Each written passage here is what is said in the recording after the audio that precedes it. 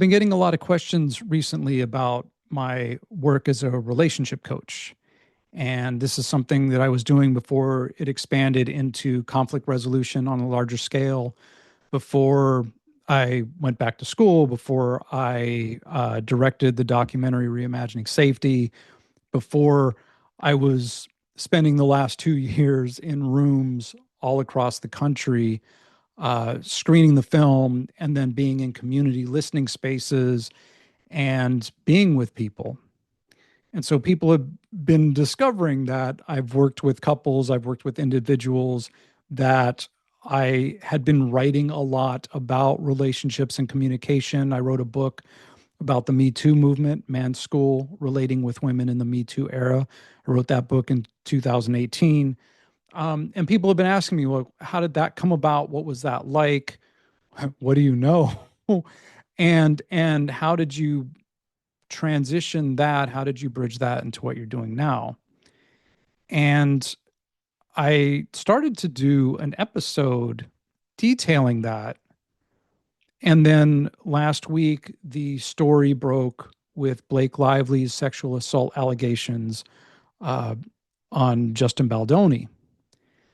And I stopped for a moment. I was like, okay, we need to like step back. We need to have a conversation about this, and really look at what it means to be in relationship with one another, what it means to be in integrity, and how we can conduct ourselves in community in ways that end harm and promote safety and well-being.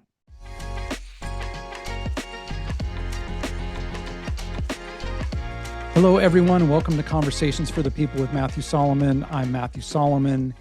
And yeah, I still do from time to time, but my main focus was relationship coaching. I worked with couples. I worked with a lot of couples in various stages of their relationship. I worked with not just cisgender heterosexual couples, but across the spectrum. And mostly what I was focused on and focusing on, and what my work has expanded to at the root of everything, is relationships, relationship skills, recognizing that we are in relationship to everyone and everything. And if we are choosing to be in relationship with everyone and everything, what does that look like? And so it was a lot of teaching listening skills, teaching, helping people to put themselves in another person's shoes, see the world through their eyes, to better understand their experience and why they felt the way that they did and why they were experiencing things the way that they were. And doing this with couples was highly effective because people who had been in relationships with each other, married for like 15 years, were like, oh, I've never felt as connected as I do right now. Or we used to feel disconnected and then something happened, but now we feel connected again. And they were actually able to function together and work together and create together and feel happy and fulfilled. And as this was happening, and then I was writing a weekly column for the Good Men Project, which is an online publication. And I was writing a lot about racism and sexism and partnership and sex and intimacy and all of these different topics, but a lot of them intersect in different ways. As I was doing this, there were folks from different organizations that were like, hey, we like what you do. We love the way you interact with people. I think you can make a big difference. Would you please come to our campus or our business and listen to some folks and see if there's something you can do? And so that's how my consulting work started. I started traveling there was a university on the East Coast that was having a lot of issues. And so I, created a whole program that we ran for a year that was very successful. There had been other corporations and businesses that I've done trainings for. And then the pandemic started and we couldn't go anywhere. And so everything stopped.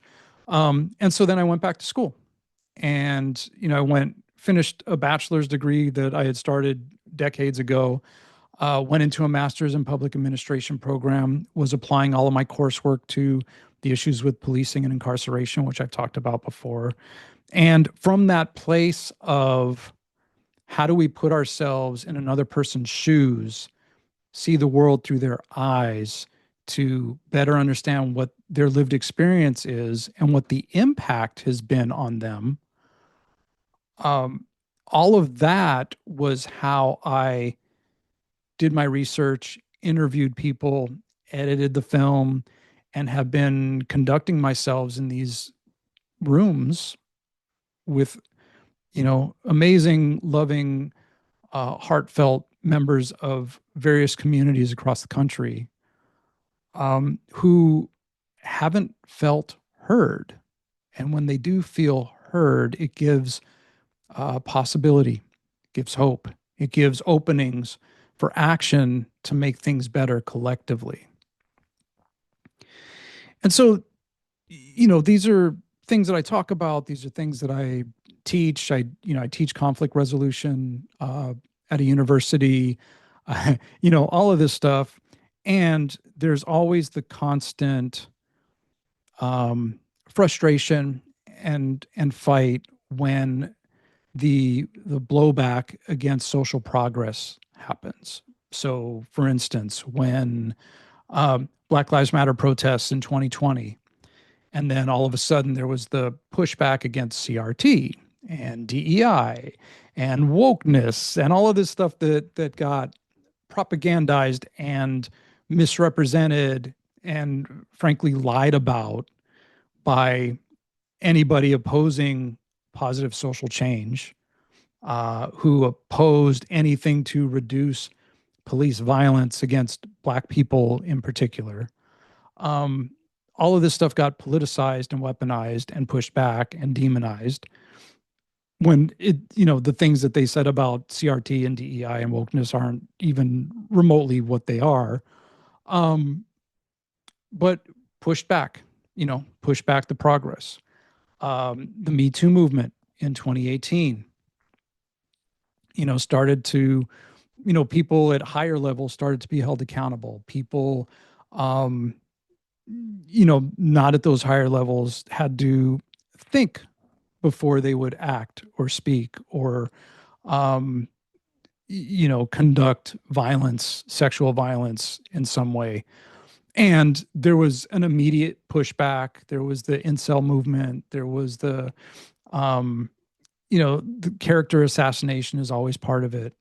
And so that's something that women primarily have been dealing with, even with the Me Too movement bringing things to light about rape and sexual assault and sexual harassment and um, sexual violence. Even dealing with that, even bringing that to light, there's been this consistent pushback. And I did a really awesome interview with Dr. Kate Balestrieri a couple months ago where we talked about some of this. And so anytime there's been advancements, even with the LGBTQ plus community, right, there's all these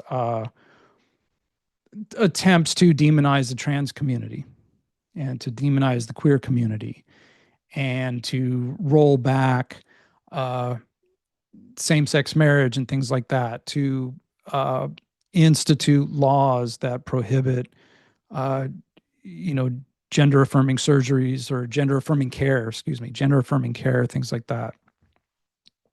So there's always been this pushback. And at the root of it, what's really uh, frustrating for me is that I know that from experience, when we take the time to listen to one another, to be present with one another, and to see the humanity in one another, people tend to be way more accepting and loving and aligned with folks they may have previously thought that they were in opposition to. And so, I did an episode also on othering and belonging and how um, the system, our systems in this country, it's other places too, but in this country are designed to have the, in groups and out groups. They're designed to have, well, these people are worthy of safety and health and well-being, but those people aren't. And then there are excuses made where, it's their personal responsibility. They're just not, they don't work hard enough. They could pick themselves up by their bootstraps, deflecting from the fact that there are these systems of oppression that are designed, that are perpetuating, keeping these people marginalized.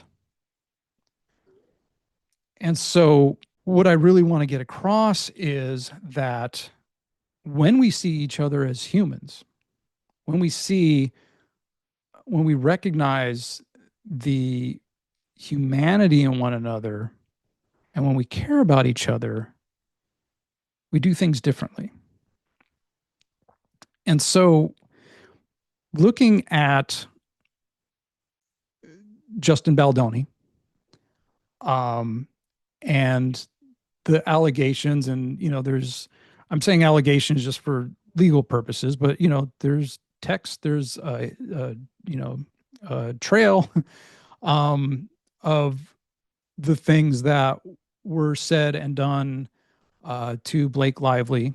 What kind of hits different about this is he's somebody who positioned himself as, a defender of women, a champion of women, a beacon of what healthy masculinity looks like, and has had a whole podcast, Man Enough, where he would talk about these issues. And his co-host Liz Plank, who I have a lot of respect for, she wrote a book called For the Love of Men, following the Me Too movement. She's since stepped down from that podcast and all of that. But in a time where there's all these documentaries about cult leaders grooming women, harming women, raping women, and then there are folks like Justin, who have been championing women, and then to see that he was also participating in harm and assault. Uh, it's another opportunity for us to look at, well, who are we? What's important to us? And how do we want to treat one another? How do we want to be in this world? What is the impact that we want to have on other people? And so, as a coach, when I was in the coaching industry, I don't consider myself a part of that industry anymore. But, one of the things that was really pervasive in that community was, um, people saying things like, your feelings are not my responsibility. Um, you need to do your own work, right? And while there are elements of that are true, um, we are a collective. We are, again, in relationship to one another. My words and actions do have an impact. Our words and actions do have an impact. And if I know, while some might say, well, your feelings are not my responsibility, if I care about you and I know that something I say or do will be hurtful, then I do have a responsibility to manage that if I choose to. Like, we don't have to do any of this. We can keep perpetuating harm. We can keep um, hurting each other, assaulting each other, um, murdering each other. All right, we have rules and laws in a society, but our participation is really up to us. It's a choice. Even though I know that there are repercussions, there are legal repercussions if I do certain things, I can still choose to do them or not. And so if I know that something I say or do is going to cause harm or could potentially cause harm, then I can say it differently. I can phrase it differently. I cannot do it. I can have a conversation about, hey, I want to say this thing, but I don't know how it's going to land. And we can then thereby be responsible for our communications and our actions. And we're not out here just like flailing around like, hey, I didn't know. So again, where it comes down for me and how I operate, and look, I am a cisgender heterosexual white man in my early 50s. I know that in most spaces I walk into, systemically, I am a perceived threat on some level. Um, I represent a threat to women. I represent a threat to Black people, Latino people, people of color. Um, I represent a threat to members of the LGBTQ plus community because systemically in our society, I have privilege and power that can be weaponized, that has been weaponized historically and currently. And so I get to be responsible for that. And because I recognize, there's that saying, like, with great power comes great responsibility. Because I recognize how I can do harm and, have the support of the system, get away with certain things. I make conscious choices in how I show up, what I say, what I do, how I relate to people to create ease, to create trust, to create a sense of um, you don't have to be on edge around me, and I understand if you are. This was something that actually Dr. Kate and I got into a little bit. Also, which she had some really great insights because I was talking about how, earlier in 2024, I had gone on a few dates, with first dates with a few different women who were sharing about their horrible experiences that they've had in relationships and in dating and all of that, and and how there was a moment in each of these dates where um each of these women were like, you know I don't know what to do with you. You seem really present, you seem really kind, and I've been through a lot, so you got your work cut out for you.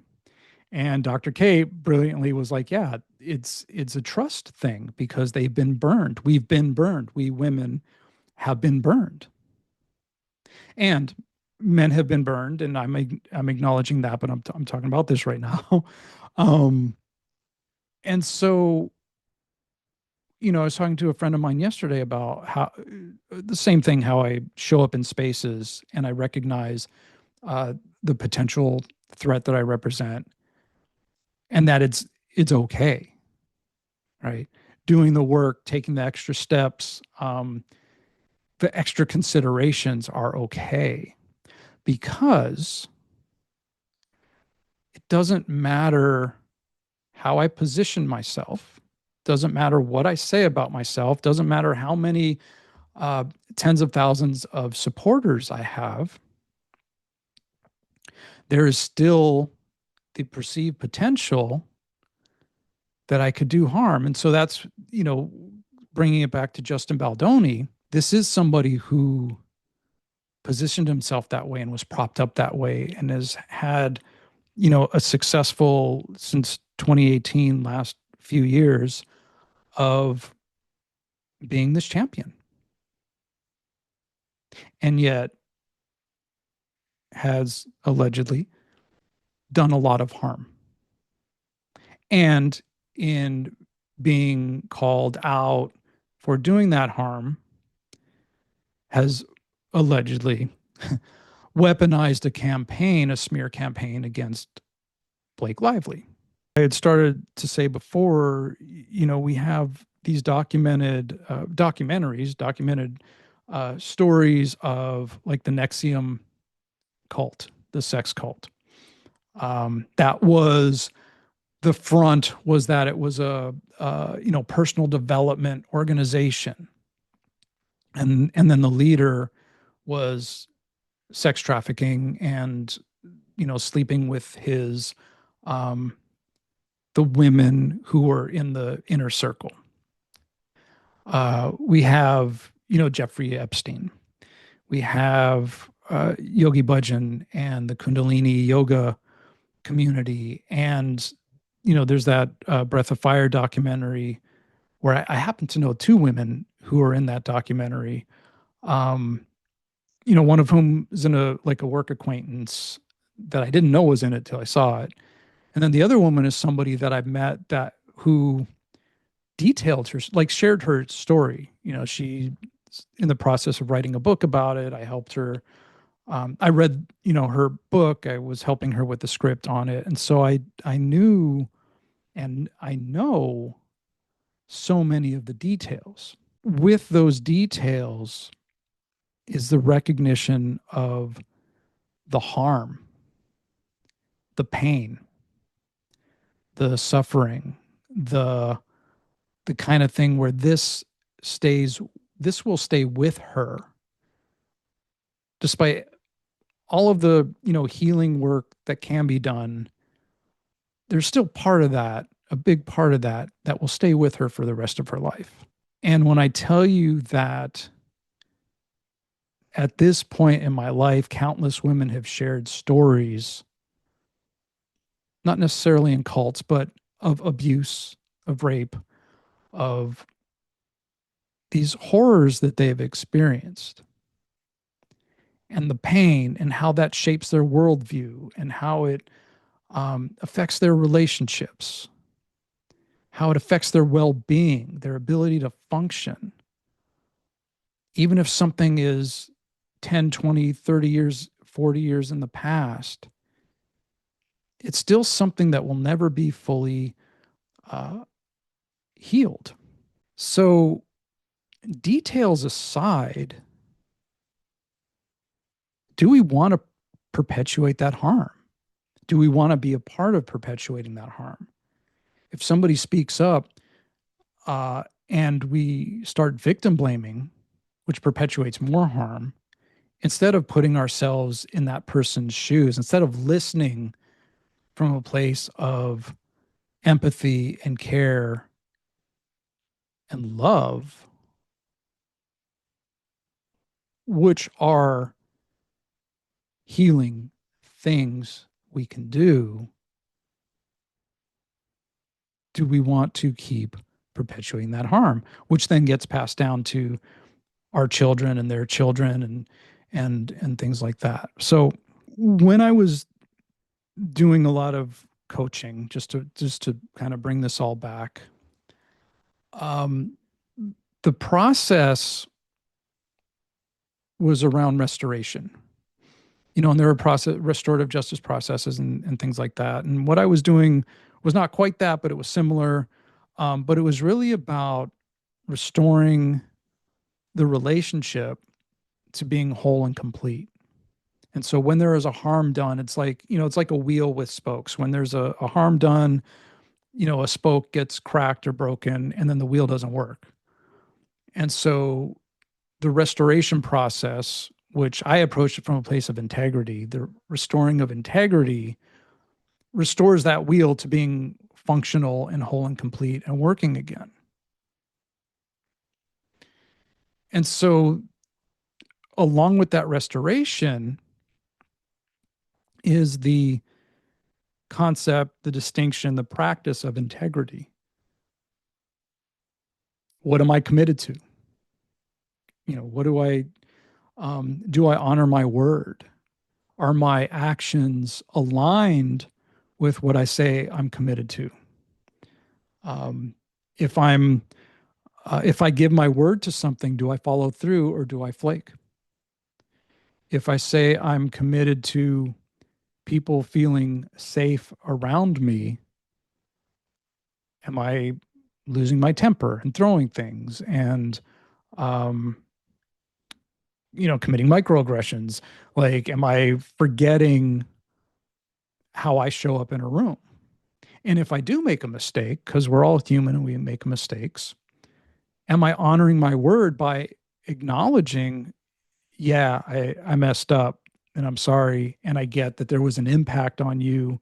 And that impact was, had you feel a certain way or lose trust in me or whatever. And so my promise is that in the future, I will be mindful of that, or I will say this instead or do this instead. Like, there's a whole framework around it, which I'm happy to talk more about if people want me to. But this is something that,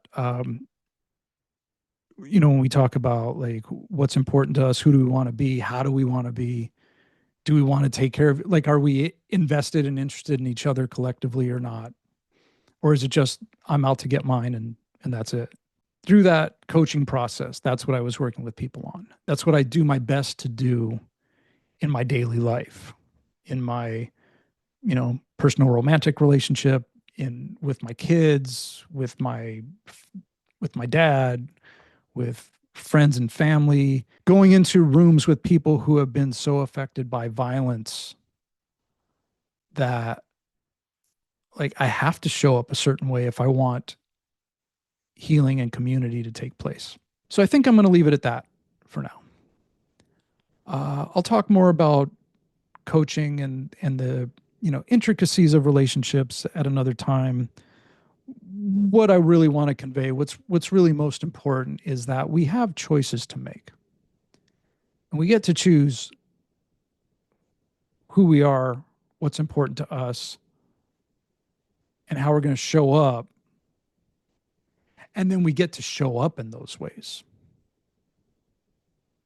And so the way that we build trust, the way that we create community with one another, and you see this like in the military, in other groups, where it's like, I need to trust the person on my left and my right. And there are things that are set up to build trust in the training and in carrying those things out. But in community, there are ways to build trust. And when we trust one another, we can build together. And when we can build together, we can live happier, healthier, freer lives. So thank you for listening. Thank you for tuning in to Conversations for the People. Be sure and go check out Reimagining Safety, reimaginingsafetymovie.com. We're on streaming services. You can also go back and get the book, Man's School: Relating with Women in the Me Too Era. Host a Reimagining Safety screening in your community. Reach out. Please like, subscribe, share, do all the things. And until next time, all power to the people.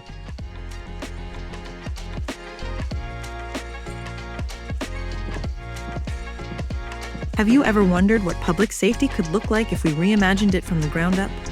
Watch Reimagining Safety, a powerful documentary that explores solutions rooted in dignity, care, and justice. Visit reimaginingsafetymovie.com and join the movement to build a safer, more equitable future for everyone.